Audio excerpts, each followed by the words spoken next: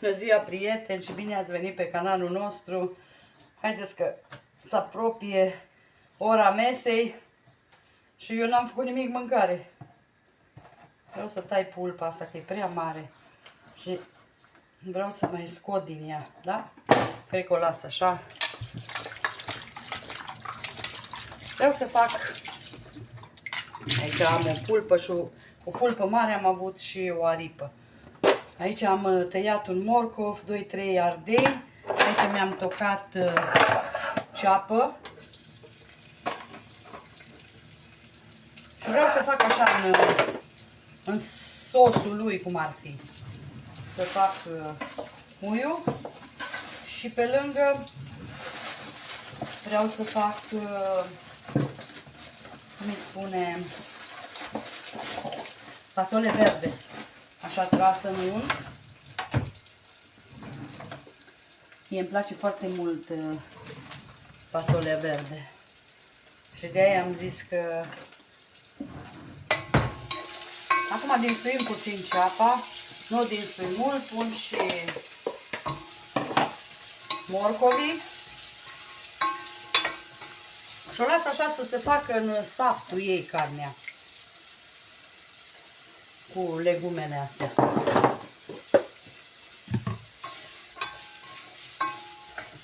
Hai să mai pun aici, că de-aia mi-am scos opa, și asta mă trebuie la usturoi. O să mai pun aici praf de usturoi.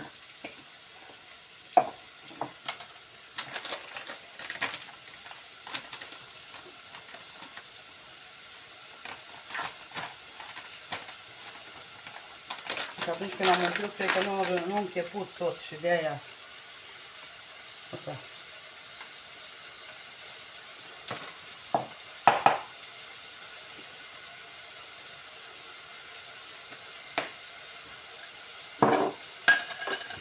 Așa.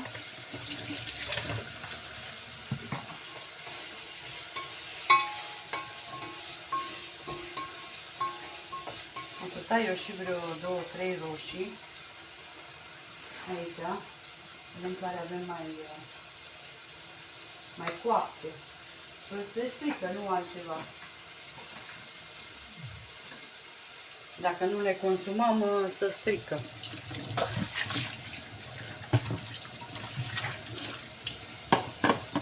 Și aia vreau să fac. Acum nu știu, fac ceva cartofi, deci nu știu sigur, dar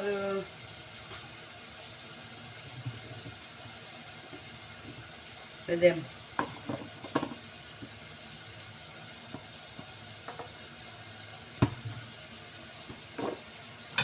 O să pun eu și bulion, dacă nu și...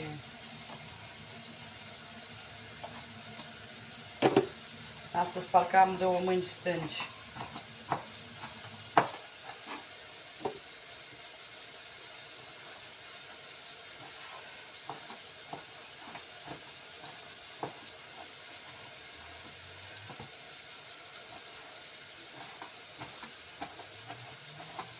Așa. Acum punem carnea aici, să o dinstuim și pe ea. Ajunge pentru astăzi, ajunge, nu fac mai multă, că mai nou la noi, dacă rămâne, nu mai mâncă nimeni. Pun puțină buia.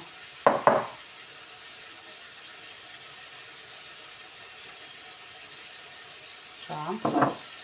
Pun puțin usturoi, să vedem ce am aici. Da, am avut destul.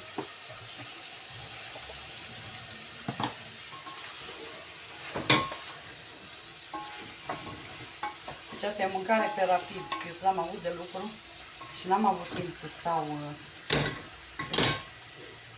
Astea mă enervează la oalele astea. Atâta de bune îs, dar numai pun puțină vegeta. Asta e opțional, dacă doriți o puneți, dacă nu, nu.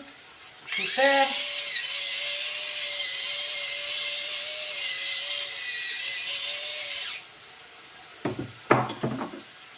Roșiile tăiate.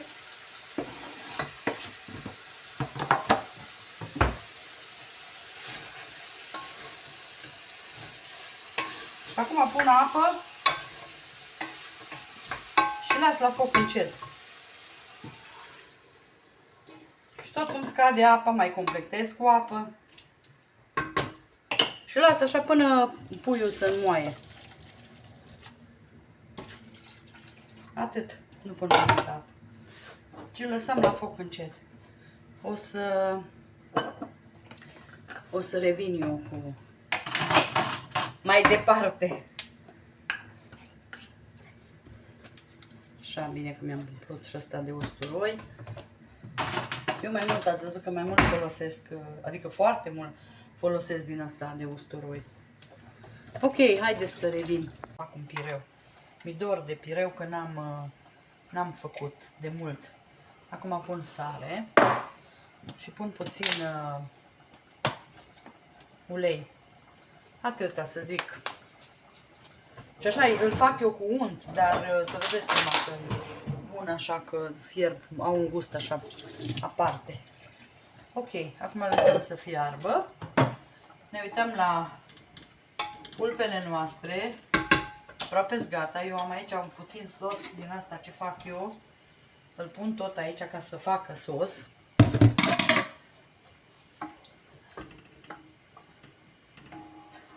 Așa și lăsăm să mai scadă un pic.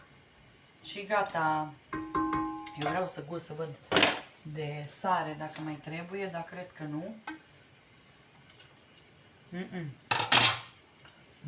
Și mă duc să-mi aduc tigaia și să facem fasolea. O fac în unt. O fac.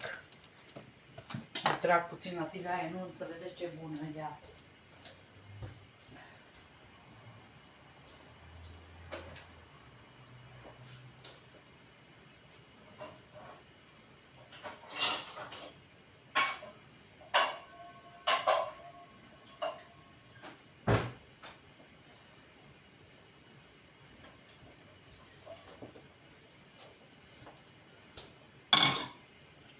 Imediat e gata, până e gata puiul, e gata și fasolea. Mie așa mi-o place, mai mult așa în unt făcută. Îmi place și ciorba, dar să zicem punem o lingură bună de unt. Îmi place și ciorba, dar îmi place așa.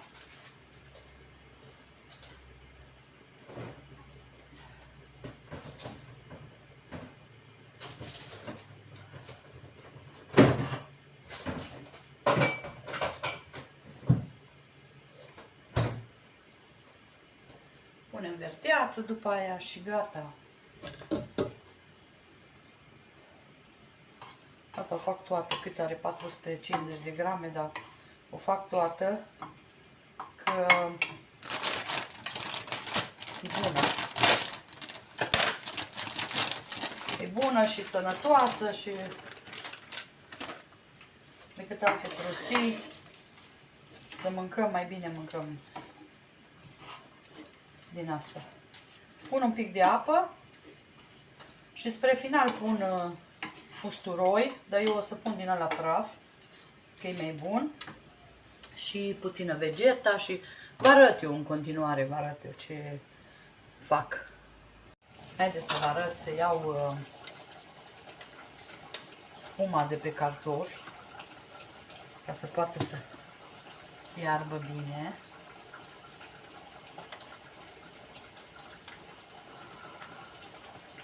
Așa. Dacă mai aruncă, mai iau o dată. Așa. Sosul nostru e gata. Deci carnea noastră e gata. Uitați ce fain. Și ce fain sos, uitați. Deci, aici pun eu numai puțină verdeață. Și gata. Ca să intre gustul așa în ea. Și gata e carnea.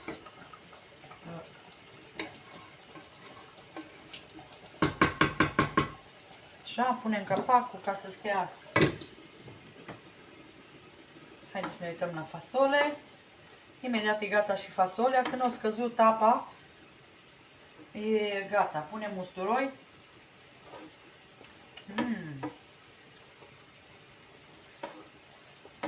Minunată. Eu nu pun, de obicei mai ați văzut că am pus mai smântână de gătit.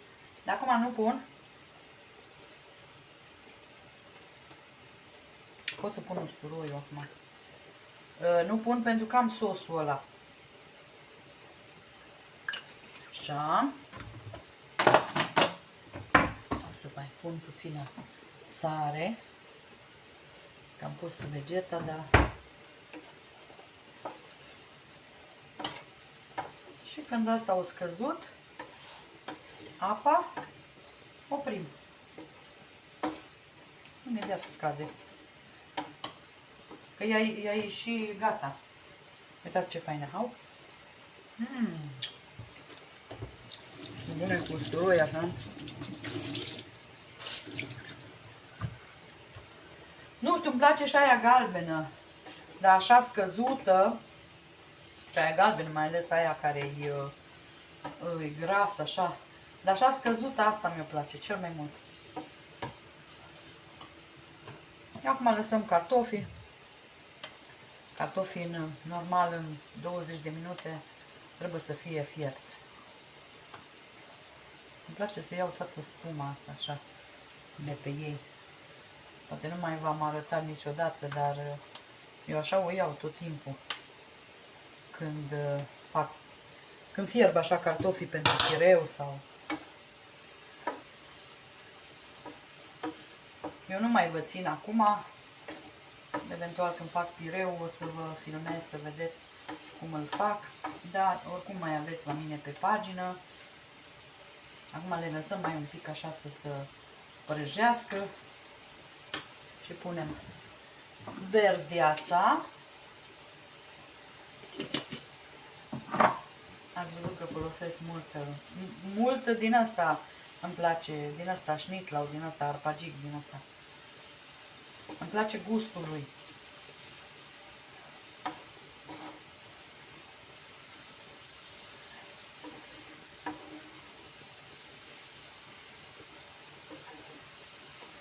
O să revin cu pireu. Haideți să vă arăt cartofii noștri sfierți. Acum eu iau și strecor.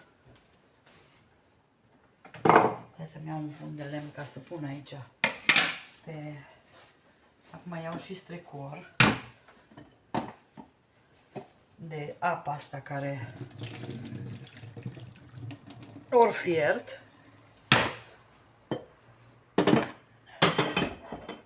Așa, acum punem unt cât doriți, puneți. Eu pun cam, să zic, cam o lingură. Cam așa, hai să mai pun un pic. Deci o lingură bună de unt. Mestecăm puțin aici ca să intre în cartofi.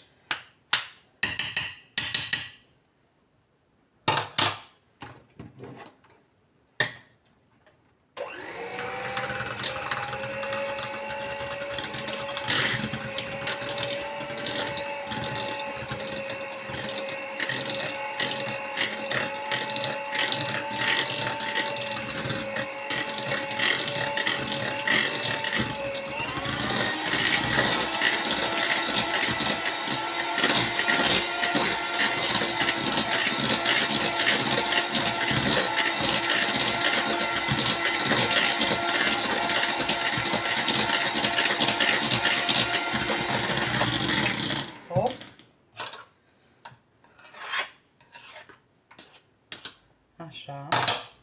O să pun lapte. Acum eu așa fac pireu. Poate din asta aveți altă soluție. Îl faceți cu smântână sau... Eu îl fac numai cu unt și cu lapte.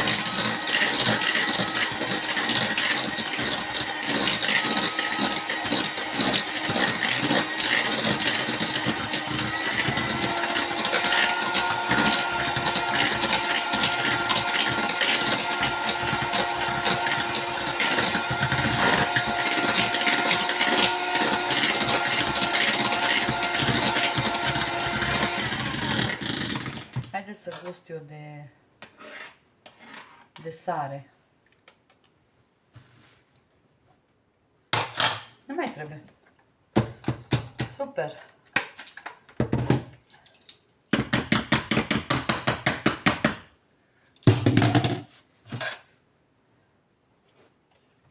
Chiar nu spuneți că dumneavoastră nu faceți la fel, puneți degetul și lingeți de pe margine.